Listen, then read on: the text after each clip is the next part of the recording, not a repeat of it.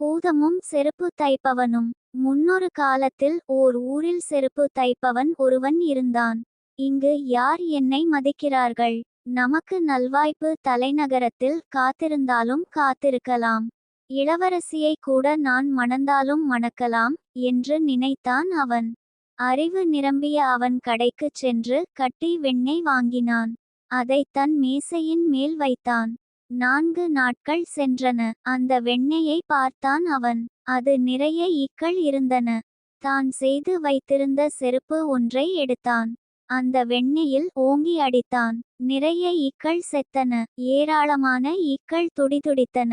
அவற்றை எண்ணினான் அவன். இறந்த ஈக்களின் எண்ணிக்கை 200ஆக இருந்தது. அடிபட்டவற்றின் எண்ணிக்கை 300ஆக இருந்தது. அவனுக்கு மகிழ்ச்சி தாங்க முடியவில்லை. கடை தெருவிற்கு சென்ற அவன் வீரர்கள் அணியும் சீருடை வாங்கினான். அதை அணிந்து கொண்டு கம்பீரமாக தலை நகரத்துக்குச் சென்றான். அரசவைக்குள் நுழைந்த அவன், அரசர் பெருமானே, என்னை நானே அறிமுகம் செய்து கொள்கிறேன். நான் சிறந்த வீரன்.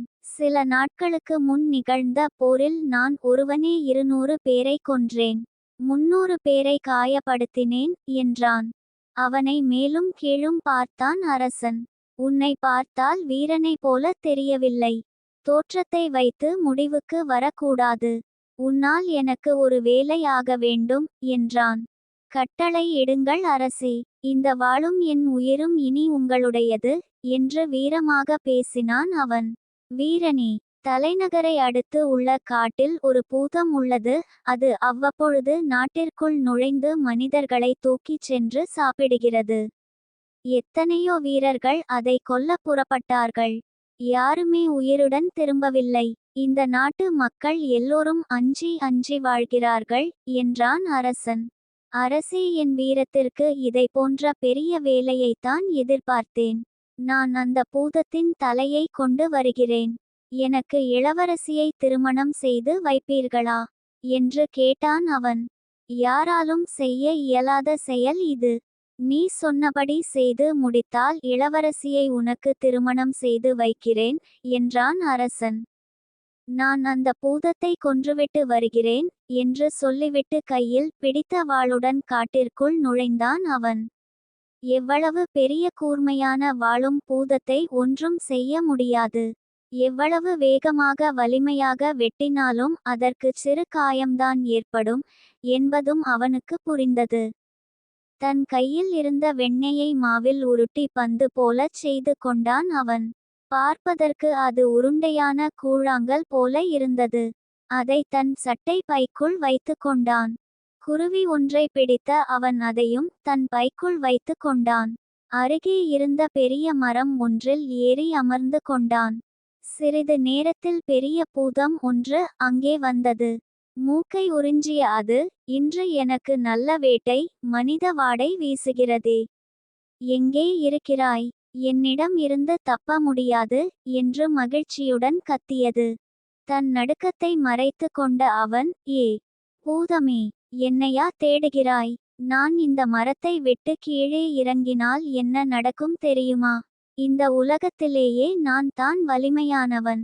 சென்ற வாரம் கூட ஒரே அடியில் 200 பேரை கொன்று 300 பேரை காயப்படுத்தினேன்.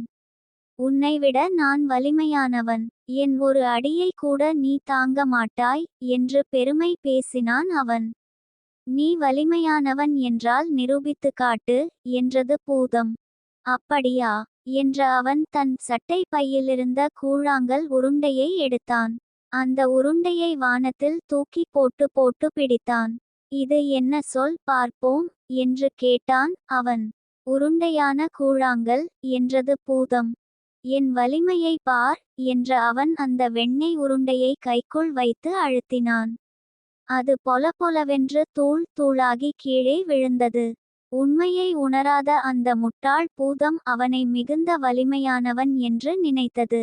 கீழே வா, உனக்கு இன்னும் ஒரு சோதனை என்றது அது. எப்படியும் பூதத்தை ஏமாற்றி விடலாம் என்ற எண்ணத்தில் கீழே குதித்தான் அவன். தரையில் கிடந்த சிறு கல்லை எடுத்தது அது. என் வலிமையை பார் என்று சொல்லி அந்த கல்லை உயரே வானத்தை நோக்கி வீசியது. அரை மணி நேரம் கழித்து அந்த கல் கீழே விழுந்தது. எங்கே இதைப்போலச் செய்து உன் வலிமையை காட்டு என்றது பூதம். நான் கல்லை மேலே வீசினால் கீழே விழவே விழாது. வான் உலகத்தை கிழித்து கொண்டு சென்று விடும் என்று பெருமையுடன் சொன்ன அவன் தன் பைக்குள் இருந்த சிட்டுக்குருவியை எடுத்தான். அதை மேலே தூக்கி எறிந்தான். அப்படியே பறந்து சென்றது அது. பூதம் நீண்ட நேரம் காத்திருந்தது. மேலே எறிந்த கல் கீழே விழவே இல்லையே. இவனிடம் கவனமாக இருக்க வேண்டும், இல்லையேல் என்னை கொன்று விடுவான் என்று நினைத்தது அது. நீ என் விருந்தினன், என் மாளிகைக்கு வா, விருந்து சாப்பிட்டு விட்டுச் செல்லலாம் என்று அன்புடன் அழைத்தது அது. இருவரும் பூதத்தின் மாளிகையை அடைந்தனர். அந்த மாளிகைகளைச் சுற்றிலும் தோட்டம் இருந்தது. சமையல் செய்ய விறகு இல்லை. காட்டிற்குச் சென்று சிறிது விறகு கொண்டு வா என்று அவனை பார்த்துச் சொன்னது பூதம். உடனே அவன், எதற்காக விறகு? நான் அந்த பெரிய மரத்தை அப்படியே இழுத்து வருகிறேன் என்றான். அந்த பெரிய மரத்தை பார்த்தது பூதம். அது கீழே விழுந்தால் தன் தோட்டம் பாழாகி விடும், மாளிகைச் சுவரும் இடிந்து விடும் என்று நினைத்தது அது. பயந்து போன அது, நானே சென்று விறகு கொண்டு வருகிறேன் என்று புறப்பட்டது. சிறிது நேரத்தில் விறகுடன் அங்கே வந்தது அது. இன்னும் எப்படி எல்லாம் அதை ஏமாற்றலாம் என்று சிந்தித்து கொண்டிருந்தான் அவன். பூதம் அவனை பார்த்து, சமைப்பதற்கு நீர் வேண்டுமே, கிணற்றுக்குச் சென்று இந்த பாத்திரத்தில் நீர் கொண்டு வா என்றது. பாத்திரத்தில் நீர் கொண்டு வருவதா? எனக்கு எவ்வளவு கேவலம்! வலிமை உடைய நான் அந்த கிணற்றையே இங்கே இழுத்து வந்து விடுகிறேன். அதை கட்டி இழுக்க உறுதியான கயிறு ஒன்றை கொடு என்று கேட்டான் அவன்.